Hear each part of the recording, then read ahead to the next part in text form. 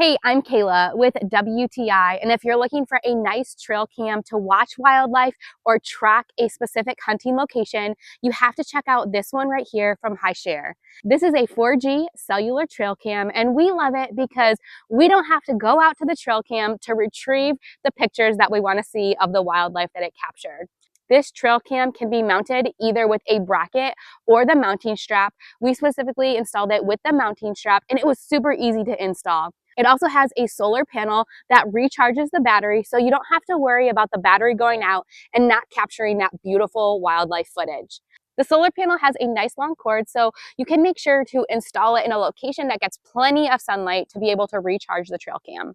What I really liked about it too is not only does it have a crisp, clear picture in the daytime, but there is a no light infrared light that captures a nice picture at nighttime too. Now with this trail cam in the app, you can actually set it up to take either photos or videos. You can also set the response time, the recording length, and other features that you specifically want customized. You can set it up where you get active live alerts. You can watch the footage live, or you can watch the recorded video or picture.